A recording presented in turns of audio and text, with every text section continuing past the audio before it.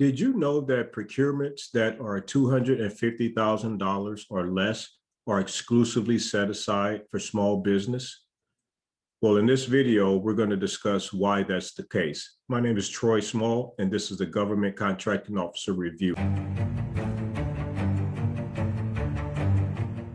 Procurements in federal government contracting that are at the Simplified Acquisition Threshold, which is $250,000, and down to the micro purchase threshold, which is $10,000, are exclusively set aside for small businesses.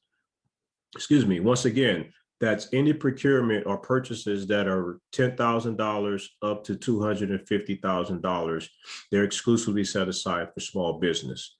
Now, what that means is that, what is a small business? Well, if you meet the categories simply by being a small business, if you are a woman-owned small business, an 8A, hub zone, or veteran-owned, service-disabled veteran-owned small business, then you qualify in this case as a small business concern. Now, what this means is that when the contracting officer has a procurement and the price or the estimated value of that procurement is less than $250K, then the contracting officer must do a determination or an analysis to find out if there are any small businesses in the marketplace that can handle the procurement. For example, if let's say they were looking at potentially doing a service-disabled veteran-owned small business set aside, then they would have to determine if there are 2 or more SDVOSBs in the market that could perform that work. If there are, in fact, 2 or more SDVOSBs that can perform the work, then the contracting officer can go ahead and issue a set aside as an SDVOSB set aside. Now, let's say that there's not 2 or more.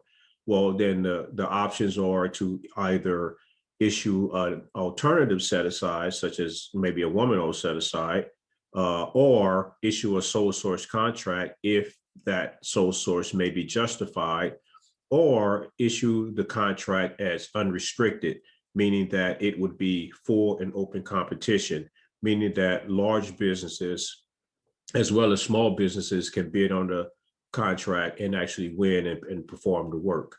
So this is a great strategy, focusing on procurements that are $250,000 or less. This is a great strategy for like a service-disabled veteran-owned small business or woman-owned small business, 8A, hub zones. And the reason why is because the contracting officer automatically has to set these aside for your type of business concern. So what this means is that if you can get yourself positioned, if you can, do some good targeting and some good shaping of requirements, and, you can hang your hat on the fact that these dollar value procurements, small businesses are supposed to be looked at first. Now, if they look at small businesses first and they determine that there's not enough small businesses in the market, as an example, you don't respond, well, then the contracting officer has every right to then go out and issue an unrestricted procurement or full and open procurement based on the fact that, if you didn't see this source of saw on an RFI and you did not respond, well, that's not the government's fault, right?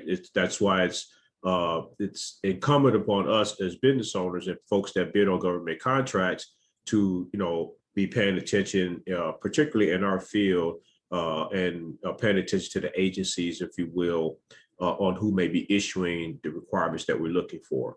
And there's a strategy that goes behind that. It takes some time to learn. It's not difficult. It just takes, focus and persistence. And so today's video is procurements that are $250,000 or less and more than $10,000. Those are exclusively reserved for small business concerns. So I hope this helps someone out there. Hope you guys are doing well in your business, and hope everyone's enjoying the summertime. And until the next video, I'll see you later.